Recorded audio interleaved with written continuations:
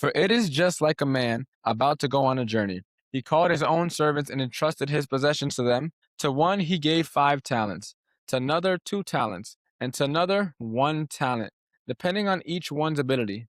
Then he went on a journey. Immediately, the man who had received 5 talents went and put them to work and earned 5 more. In the same way, the man with 2 talents earned 2 more. But the man who has received 1 talent went off, dug a hole in the ground, and hid his master's money. After a long time, the master of those servants came and settled accounts with them. The man who had received 5 talents approached, presented 5 more talents, and said, Master, you gave me 5 talents. See, I've earned 5 more talents.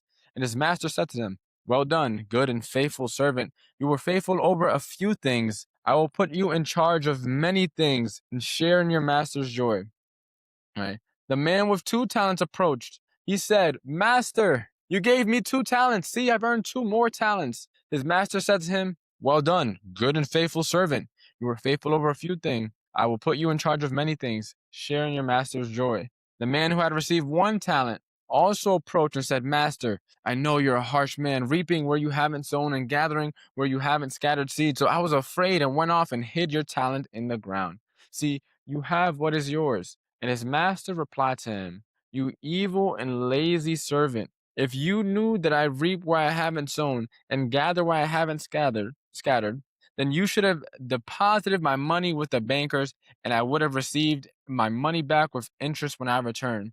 So take the talent from him and give it to the one who has 10 talents. For everyone who has, more will be given, and he will have more than enough. But from the one who does not have, even what he has will be taken away from him. And throw this good for nothing servant into the outer darkness, where there will be weeping and gnashing of teeth. Amen. That's the word of the Lord. So let's get into today. So here's some context for those of you who may have heard this parable before, have never heard this parable. So in this time period, it's a few days before Jesus' crucifixion. He knows that his time is coming to an end before the crucifixion happened. And so he is on the Mount of Olives preaching to a bunch of people. And he shares 3 parables, right? The first parable, I'm not sure what order he gave them, but the parable of the 10 virgins was one. The parable of the talents, which is the one we just read, and then the parable of the goats and the sheep. Right? Those are the 3 parables that Jesus gave there. And again, this was a couple days before he was crucified, and he was trying to prepare the apostles for life after he leaves earth. Now, I've heard this passage referred to a few times, and each time I've heard it used, people use this passage to talk about finances or like investing in financial literacy, right? Which is important, but it's not what this passage is about.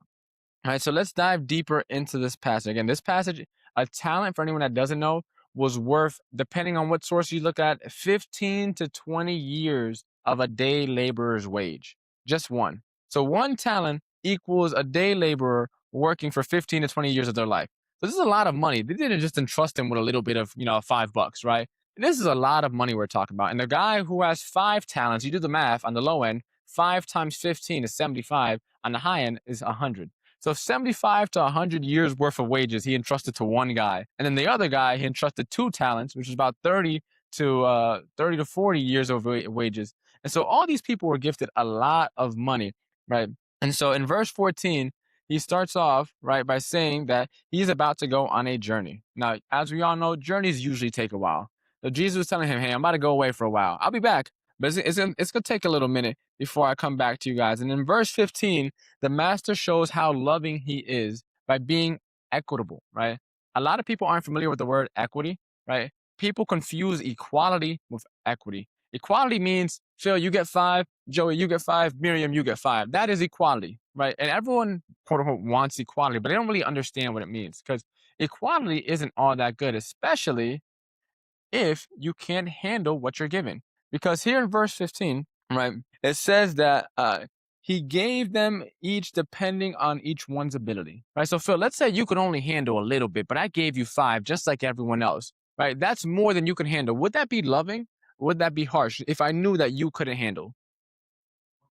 Too much pressure, right? You would fold under it, right? So he gave each 3 of the servants based on their ability, right? And so let's keep it going. The first 2 servants, here's something important I want to highlight there.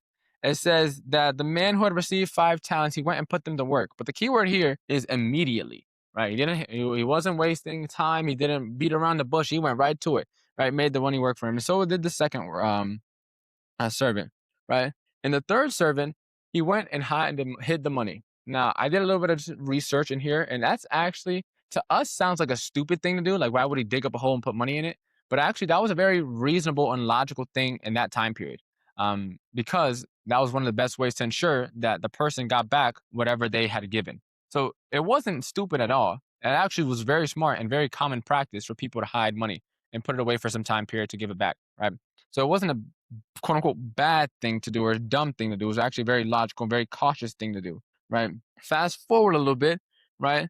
The master comes back. So kind of referencing Jesus will eventually return, God will eventually return, we'll have to answer to him, right? To settle all the accounts. And the first 2 servants doubled each of what they had been given. Guy with 5 made 10, guy with 2 made 4. So they each doubled it. And the master told both of them the same exact thing. Well done, good and faithful servant.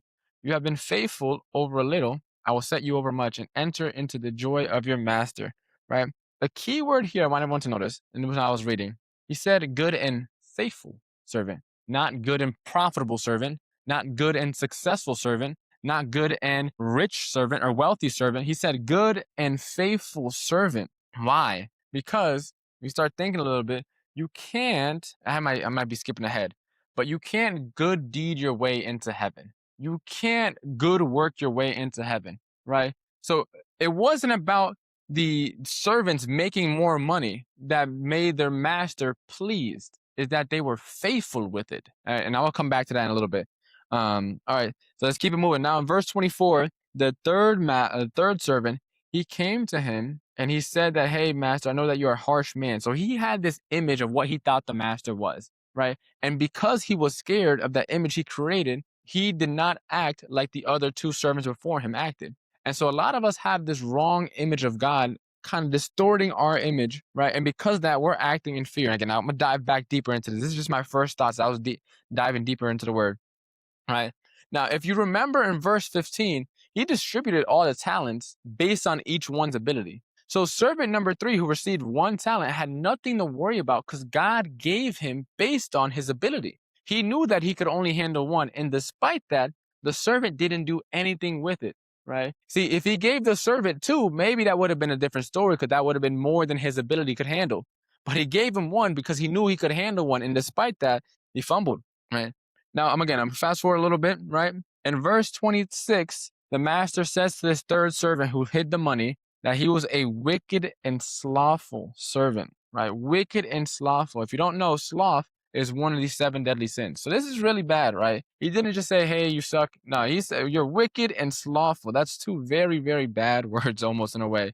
And then he cast them away far from light, right? He cast them in the outer darkness, right? So now let's dive deeper into what this passage is really about, right? Again, like I mentioned earlier, you can't good deed your way into heaven. So this passage, even though a lot of people use this passage to talk about money and how to handle your money, right? It has nothing to do with money at all whatsoever. It's talking about your faith and what do you do with the talents, the gifts, the abilities that God has given you? Are you using them to push the kingdom, to further the kingdom, to evolve, or are you using them or not using them at all, like the third servant did altogether?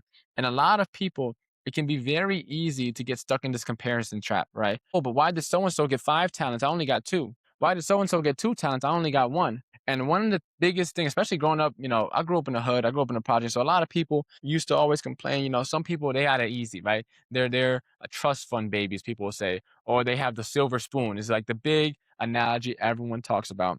And I forget, I think it was a few years ago, I was thinking, and thoughts be coming to my mind. I read public speaking a lot, so I think of a lot of analogies and different ways I can explain certain things. And one of the things I heard is, or at least I think I came up with, is what does it matter what spoon is someone is eating with, right? It doesn't matter if it's a silver spoon, a wooden spoon, or someone eating with their hand. That doesn't determine the appetite that they have. You can have a silver spoon and have a tiny appetite, meaning you can have everything given to you and still not have the ambition, the desire to go out and do something with it.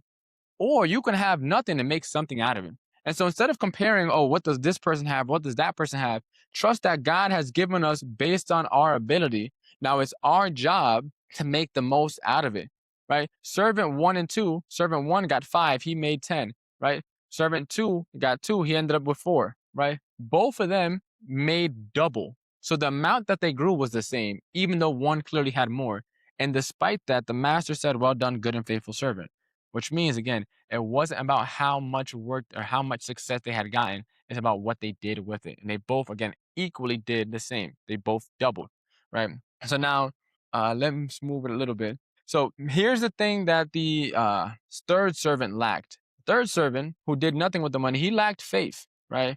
He was afraid, he was scared, and because of that, that kind of paralyzed him. He didn't take action. Now, one of the best definitions of faith I heard is in Hebrews 11, verse 1. It says, "Now faith is the substance of things hoped for and the evidence of things not seen." And so a lot of time we're afraid to take that next step because we don't know what the step after comes. And I made this analogy a while ago.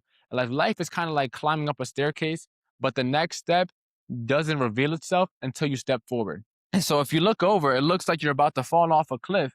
But as you step in faith, the next step reveals itself and reveals itself. And then next you know, slowly you're making your way up this imaginary escalator, right? And that's how I kind of just internalize things for myself. And so, quick little question. How many of us remember being little kids and we were with our little friends or maybe our little cousins or family members, and we told us this cool idea that that we came up with. And the next thing you know, they run off with it and they do it themselves. We're like, "Hey, that's my idea," right? Or how many times we're at work, right? If you can't remember that far back, or we're at work, or maybe we had a little side hustle idea and we don't do anything with it. And the next thing you know, we see so and so do the idea. And it's like, "Hey, that's my idea." Right. And so that's what brings us to my point that I really want to get across today. Again, everyone that I've heard so far usually uses this passage, this parable, to talk about money. And when we talk about stewardship, Phil, what do we normally talk about? When we say stewardship, what are we normally referring to when we talk about being a good steward? A lot of people are referring to money usually when they talk about being a good steward, right? Or tangible resources of some sort, assets, things that we can feel, right? But let me ask you a different question. Are you being a good steward of the ideas that God has given you, right? So a lot of people, again, use this passage to talk about money, but God gives us idea. God in Genesis, right, says that he made us in his image. God showed us in the very first chapter of the Bible that he is creator. He is creative, right? And so God placed a little bit of that creativity in all of us. And so we all have some level of creativity and it comes out of us in many different ways and shapes and form, right? But we all have different ideas that we get. Oh, maybe I should do this, or oh, maybe I should do that. And the longer we procrastinate, the longer, right, we take action like the third servant did, right? Or if we take no action, God's will be done, whether you want to take part of it or not, right?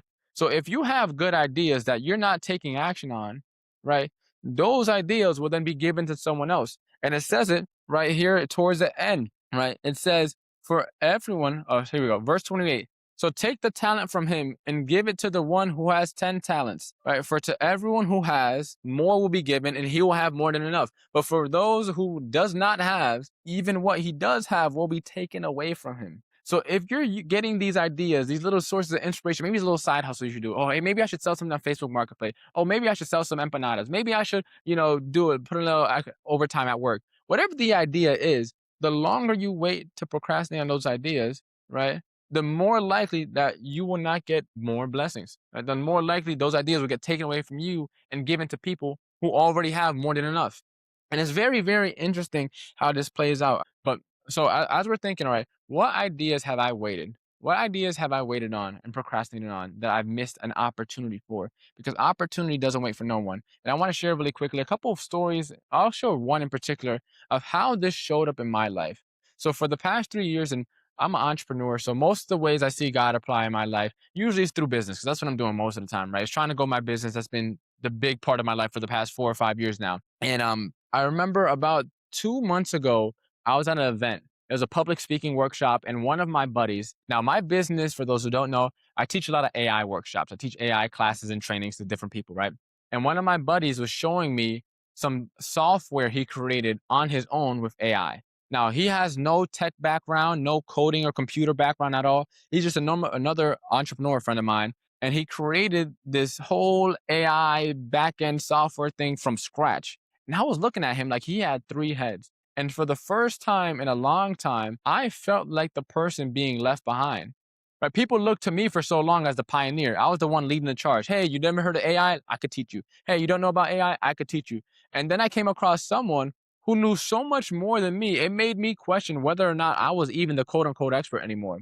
And I was faced at a crossroads. Right? I could either A, try to catch up and learn as much as possible, right? So that I can quote unquote reclaim my throne as the go to AI expert or whatever, right? Or B, pivot. Now, like I mentioned earlier with the staircase analogy, you never will know what the next step has for you until you take that step in faith, right? And so I'm at this crossroad. I've been building up my business for the past 3.5 years teaching AI. Now I'm at a point where I'm clearly not the guy anymore. I'm not the expert. I don't know as much as I thought I did.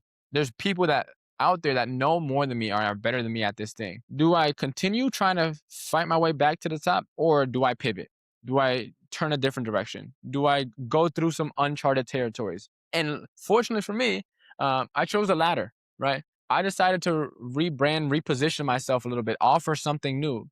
And now, just for a little bit more context, in November of this past year, I moved with my girlfriend. And so like my bills went from like here to like here really quickly, right? I was living in my grandparents' house, and now it's like now I got real people bills, right? Now it got real quick. On top of that, around that December time period, my business entered into what I didn't know at the time, but what I know now is one of the worst droughts of my entrepreneur journey the past 5 years. So I'm moving in, expenses are rising. And now I have to navigate living with someone else for the first time. Now I also have to figure out why my business is failing and going downhill. I'm burning money, bills aren't stopping. And it was like a real chaotic storm. And as I got a little bit of clarity the past month or two, it's just been spending, all right, where do I go to now? I'm not going to do the AI thing anymore. Where do I go to now? And then in the past couple weeks alone, I managed to get two high ticket clients, potentially on the way to maybe getting a third or fourth. And that just gave me the reassurance that I made the right decision. And so I share that quick story with you because I didn't know what God had in store for me, right? I didn't know what the next step would be like. But like the first two servants, right? I didn't wait to make my money work. I acted, what's the key word? Immediately, right? As soon as the opportunity hit me, boom, right? I went right into it. Didn't wait. I didn't ask for permission. I just said, hey, I'm no longer doing this AI thing anymore. I'm going down into this road, right? And then, literally, clients found me. There was a need in the market that I didn't realize earlier. And again, I acted in faith. Now, I don't know what God will say to me when it's all said and done, but this has been the constant story. And that's just one story of my entrepreneurship journey. Whenever I got an idea, I was quick to act on it. I was quick to act on it. And when you look at life, there's people on this spectrum, right? We call it ready, fire, aim, ready, aim, fire, right? On the ready, aim, fire side of things, these are the people they like to plan. They want to know all the details before they take a decision. They want to know everyone who's involved, what's the steps, how much is it going to cost, what could go wrong. They want to know have the whole blueprint before they take action, right? And then on the other side of the spectrum, we have people who are ready, aim, fire. I mean, ready, fire, aim. They don't care about any of the details. Right? They got a big idea and they're going to run for it. Now, most of us, it's not black or white. It's some sort of spectrum, and we may lean towards one side or the other. And depending on what it is, we may be one way, and for other things, we may be the other way. But it's very important to have awareness as to where you lie on that spectrum. Because if you're ready, aim, fire, right, then you need to have some friends that are going to tell you, hey, stop thinking, overthinking it, and get right into it, right? But if you're ready, fire, aim, you got to have some friends like, hey, keep going, but hey, slow down, take a step back every now and then, and make sure you don't have tunnel vision. You see where you're going. And you have to realize, like, hey, I may have this predisposition to one way or another, but regardless, we have to be moving forward. We have to be making our gifts put to work, just like the first and second servant. So as I'm bringing this to a close a little bit, in this part, I didn't really, to be totally transparent, figure out what would be the best way to me bring this home. But I feel like if I could help you with anything, if you take away anything from this sermon, again, being a good steward is much more than talking about finances. What are we doing with the ideas that God gives us, right? What are we doing with the creativity that God has put inside of us? The longer we wait, the more others will do what God had in store for us. Because again, like I mentioned, His will be done.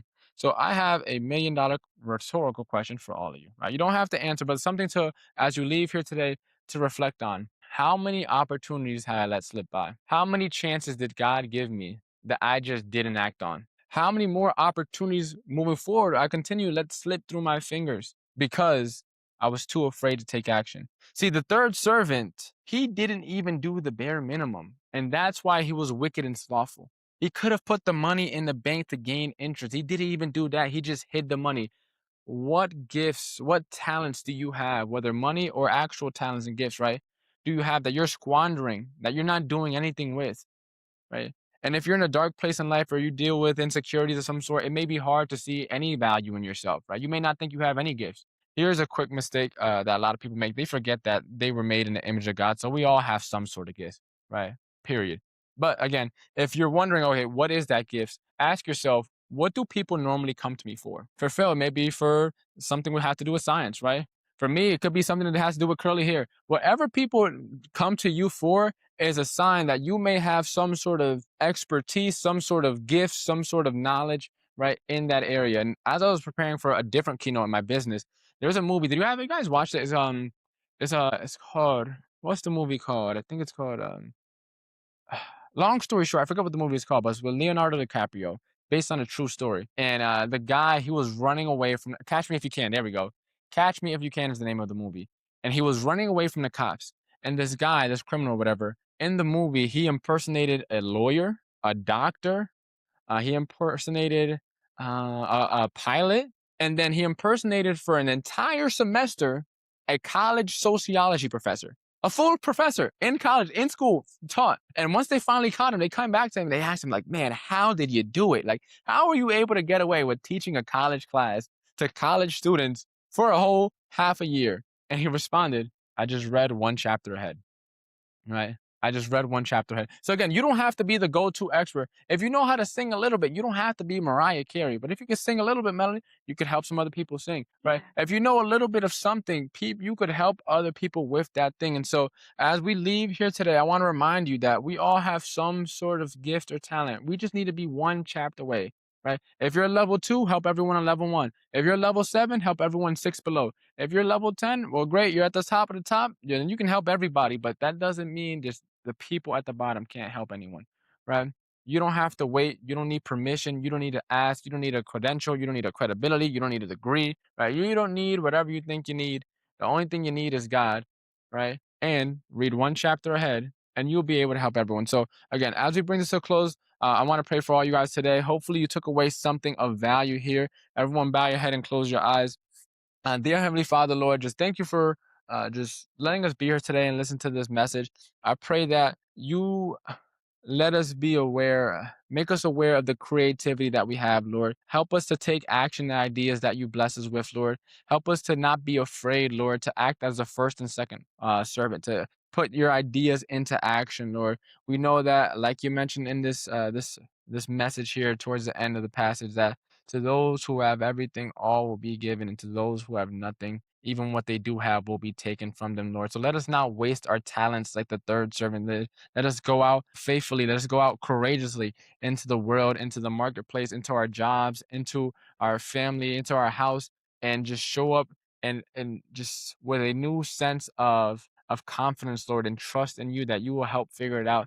And I know doing new things and trying out ideas can be scary, especially when these ideas challenge our beliefs or when no one understands the ideas. Like, listen, Lord, when I dropped out of college to get into real estate, like, everyone looked at me like I had three heads, especially in my family. And I just knew that you had a bigger purpose for me, and it all ended up working its way out. So, Lord, I pray that everyone here, everyone watching the replay, that you just give them the reassurance that they may need, Lord, to step out in faith, to act as the first and second servants, Lord, and just be with all of us today, Lord. In Jesus' name I pray.